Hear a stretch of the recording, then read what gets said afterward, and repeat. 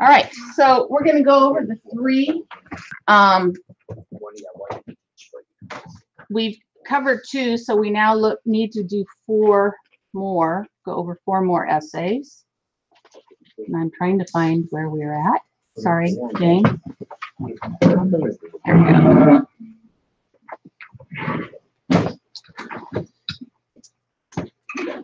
And all of these essays that we're going over are the ones for our test. Yes. And So you have done this one before, right? Yeah. Everybody's done this one. Dream of Sunday Afternoon in Alameda Park.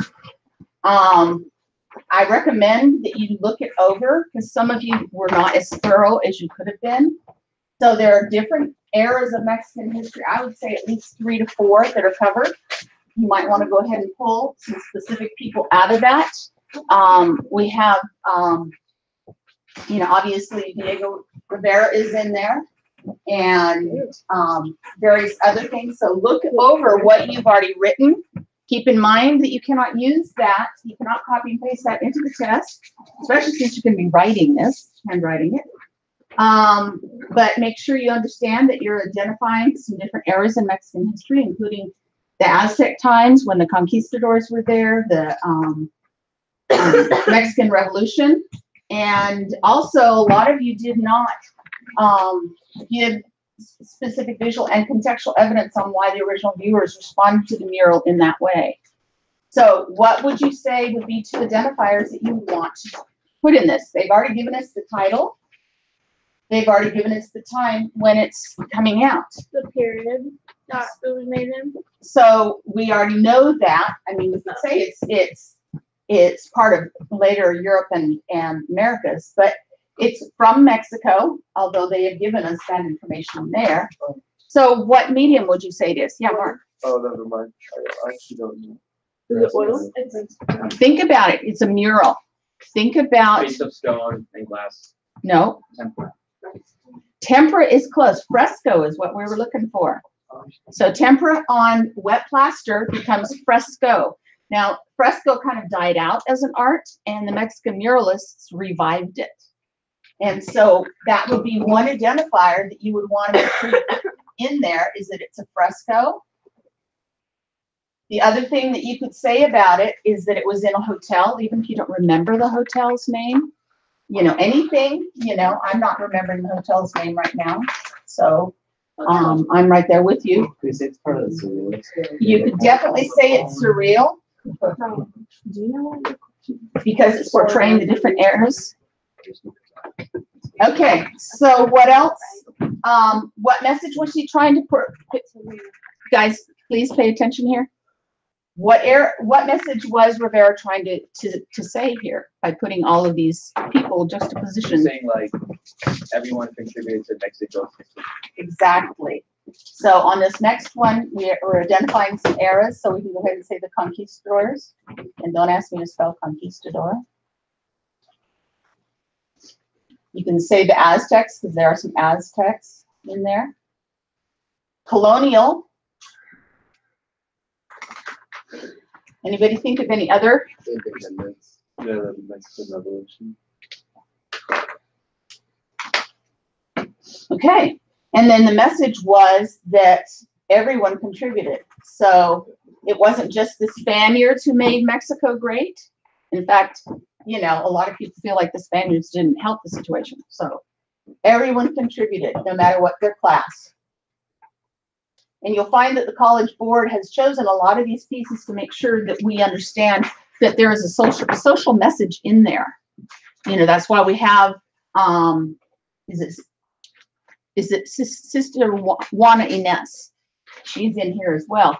She is included in this particular content area because she was a female who went against the type at her time period and was a great scholar.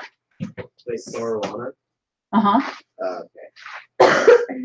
Okay, so that's the message, that everyone contributed. Sorry, my day is continuing. And then how did the original viewers respond to it? They were mad. Yeah, it was very controversial.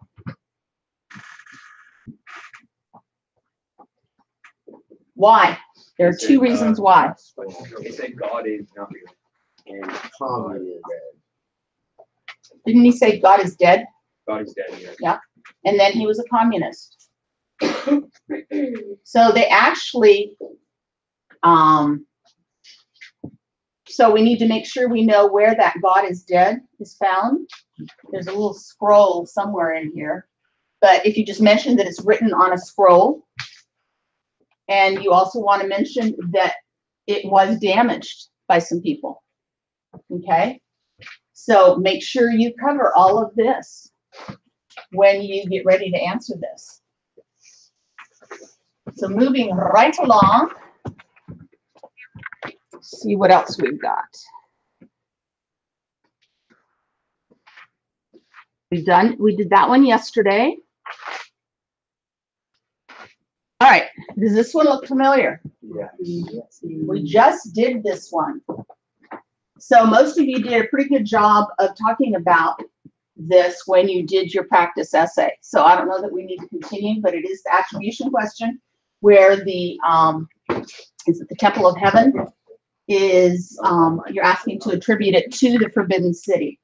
So make sure that you go ahead and, you know, look through your notes. Most of you did a good job on this. So this will also be on the test. So we've got Diego Rivera. We've got the stained glass we looked at yesterday. We have this attribution question. We already went through that primitive art one. And so the final one that you guys need to know about is this one. So Dory Forest. Falling water. What was the building called on the previous side for the Forbidden City we were attributing it to? Oh, we're attributing it to the Forbidden City. Yes, what was the other piece? It was the Oh, these are some other ones that I just found that I thought if anybody wanted to get excited. Just for grins, this was on last year's, was one of their free response. Anybody have any idea who you could attribute this to based on the what? Floyd Wright. Yeah, it looks like falling water kind of. Looks a little bit like Falling Water, but think of another one that used the Or the post. posts and the pillars. Oh, I know what it is, but it's not called. It's La Corbusière. Oh yeah. And you can attribute to him because of the pillars, because of the wall of windows. And so, you know, we can look at this, you know, at another time, but I thought it was interesting. So I thought I'd put it in here for anyone who wants to do some practicing once we're done with this and you start thinking about the test. So this is another one that might be fun to practice, but we'll think about that in March. So let's come back to this one now. So right now our essays are going to be the gates. Let's just put them down here. The primitive art.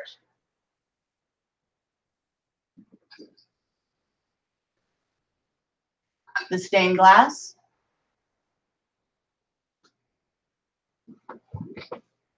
The Rivera mural.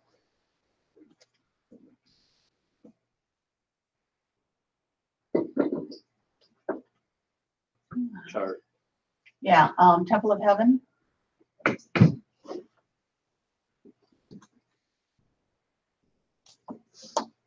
And then the last one will be Dory Forest. Sure, it's pronounced differently, but that's. All right. So this one is trickier than it seems. First of all, they're giving you the artist name, they're giving you the title, and they're giving you the who produced, I mean, where it was produced and when. So you have to think about, so what are two initial identifiers are you going to put in this? Classic and model. You can say that it's from the classical Greek period.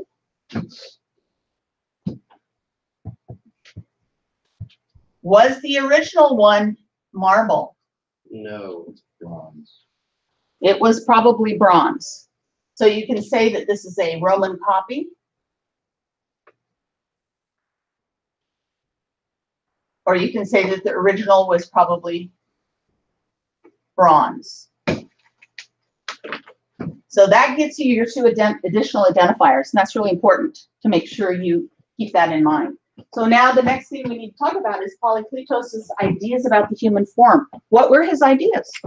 The things would be hard by that.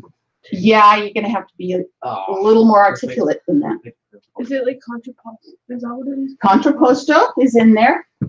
But the first thing you probably want to address is that he wanted to idealize the human form. And that's where we get in classical Greek art, idealization was what it was all about. So he wanted to idealize the human form.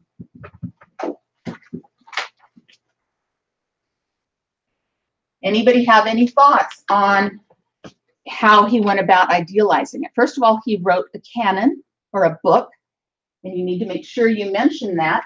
They call it a treatise, but it could also be called the canon. In fact, since they don't use the word canon, I would go ahead and put in there. And he say that he wanted to idealize the human form, and he wrote his canon, C-A-N-O-N, which is a term that is used when you're talking about a definitive book. Okay, so you'd want to put that word canon in there. So how do you think he went about idealizing it? Think about the mathematics that the Greeks were able to explore and how that might relate to the human body. You guys are really awake. All right, so if you were to take this head, so we've got 2 heads, 3 heads, 4 heads, 5 heads, 6 heads, 7 heads, approximately 8 heads. What am I doing there? The ratio. You're looking at ratios and proportions. So you'd want to talk about how he felt that you could idealize it using ratios and proportions.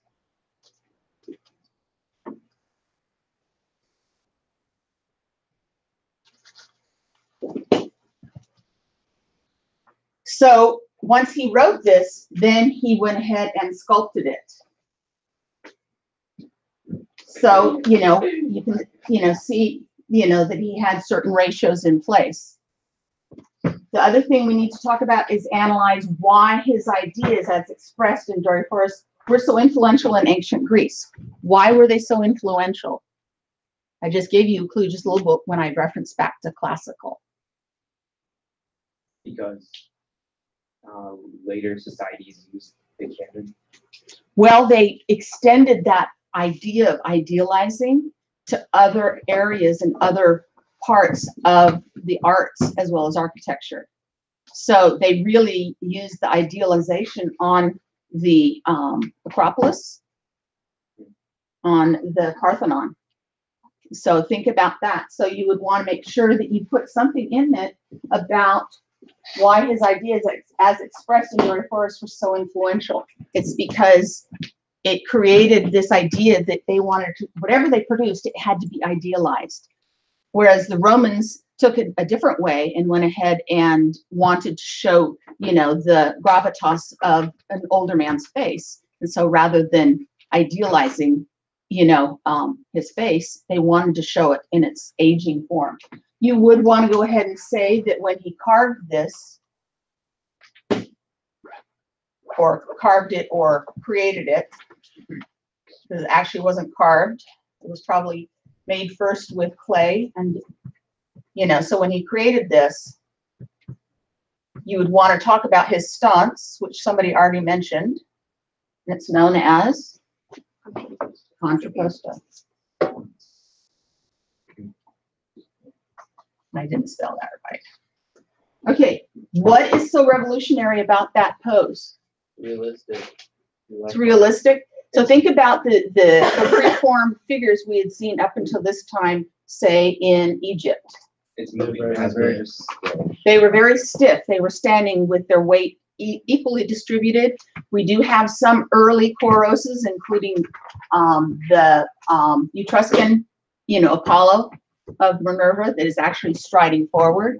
But by and large, most things were pretty stiff until this. And now we've got the weight pretty much on one leg with the other leg kind of out, and then he's kind of, basically counter, so he's basically making sure his weight is evenly distributed, but it's done in an asymmetrical way. So you can talk about contrapposto as being an asymmetrical way of standing. Does everybody kind of get this? Yes. Okay, so, if I were you, I would take some notes if you're not sure, but that's gonna be your 6 essays. We'll be doing that, on Wednesday, and then you'll come back and do the multiple choice on Thursday. That's all in one day, so we do the essays. Yes. How long do you think the essays supposed to be? Usually they want a half hour for each of the long ones and 15 so you get a total of 2 hours. So actually we are doing essays. Yeah. So Wednesday we'll have 90 minutes to do the essays. If you need more time, you can hand them to me and you can work on them later on in the day or whatever. I don't think any of you are going to need more than 90 minutes for the 6 essays. If you would rather, we can do the multiple choice on Wednesday and the essays on Thursday. So you get 2 hours. We need like the longest one time for like. I think the essays are gonna take way longer. Really? Yeah. I feel like you guys probably. No, definitely not. Multiple choice. All right, let's go ahead and vote on that. How many of you want the essays on Thursday when you get 2 hours? I don't care, whatever. Okay. Not really sure. Right. What's the other? All right. The reason I wanted it this way is because I have to have grades done by the afternoon of Friday. And essays take a long time to grade, and I've got 6 from each of you, plus all my online students. So I really need as much time. I need a little more time. So it would be helpful for me. All right, so we can go ahead and play the art history game again, if you guys want to. You guys want to do that? Yeah. Sounds good. Or do you want to study? Study, not talk. Big studies. Actually, I do. Study. I'd rather do like study work by. Yeah, but let's study and work By like yourselves, like. by yourselves. Just stay where you're at. Nobody's moving today. Because I notice when certain of the girls get together, and the guys too, you guys start shooting the breeze, and that's great. I know you guys were stressed yesterday, but I'm happy to give you the time to study. So please use the time.